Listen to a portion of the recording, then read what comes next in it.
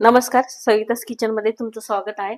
आज तुम्हाला मी भरलेली कारली कशी बनवतात ते बनवून दाखवणार आहे. त्याच्यासाठी मी साहित्य इथे घेतलं आहे.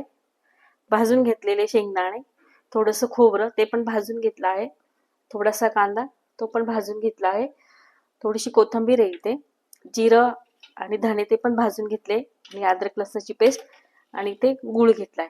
आणि फोडणीसाठी मी घेतलाय इथं थोडंसं एक कांदा कापून घेतलाय, एक टमाटा आहे, थोडीशी कोथिंबीर आहे, कढीपत्ता आहे, जिरं आहे, हिंग आहे आणि इथं लाल तिखट आहे, गरम मसाला, चिकन मसाला आणि हळद.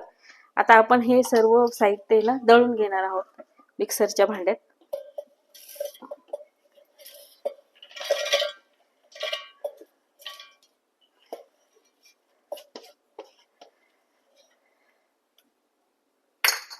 गूळ पण त्यातच टाकणार आहोत.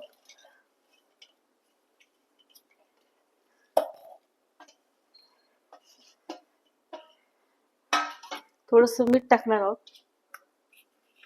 मीठ पण याच्यातच टाकायचंय आणि मसाला पण यातच टाकायचा आहे. आता हे आपण थोडंसं जाडसर वाटून घेणार आहोत. खूप बारीक नाही करायचंय, थोडंसं जाडसर ठेवायचंय. बघू शकता तुम्ही, हे बघा मी असं थोडंसं जाडसर मसाला दळलाय, खूप बारीक नाही केलाय, असं थोडंसं जाडसर आहे. आता तो मसाला आहे ना आपण सर्व कारल्यांना असं लावून घेणार आहे, आतमध्ये भरणार आहे. हे बघा असं भरून घेणार आहे मी. कारले मी उकळून घेतले मीठ आणि लिंबू टाकून. पावशेर कारले ते, हे बघा असं भरून घ्यायचा आहे मसाला.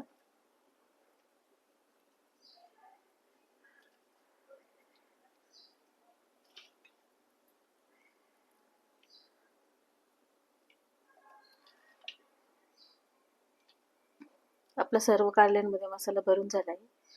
आता आपण फोडणी करणार आहोत.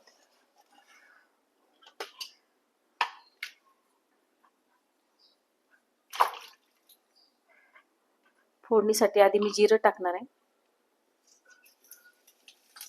कढीपत्ता टाकणार आहे, कोथिंबीर टाकणार आहे, थोडासा हिंग टाकणार आहे,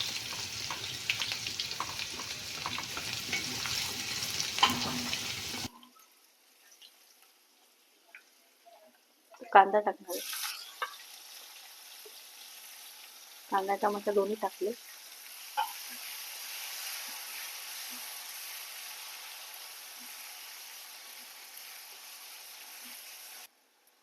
बघू शकता तुम्ही आपला कांदा आणि टमाटर चांगला तळला गेलाय, चांगला भाजून झालाय, त्याचं कच्चं पण सगळं निघून गेलंय. आपण त्यात आता भरलेली कारली ना ती टाकणार आहोत. हे बघा अशा प्रकारे पूर्ण मसाला कारलेला लावून घेतलाय. आता तुम्ही फोडणीत टाकणार आहे.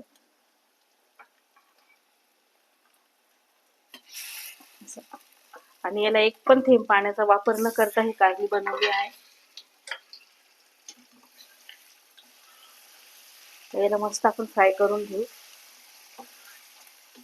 बघू शकता तुम्ही खूप छान सुगंध येतोय.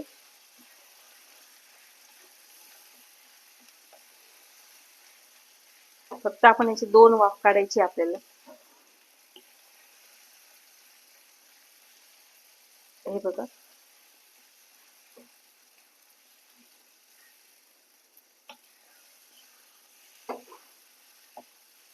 आपण 2 वाफ काढून घेणार आहोत.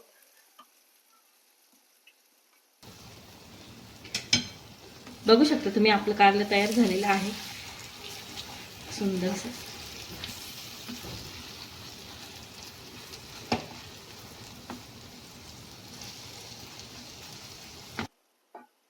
आता आपण सर्व करून घेणार आहोत ते.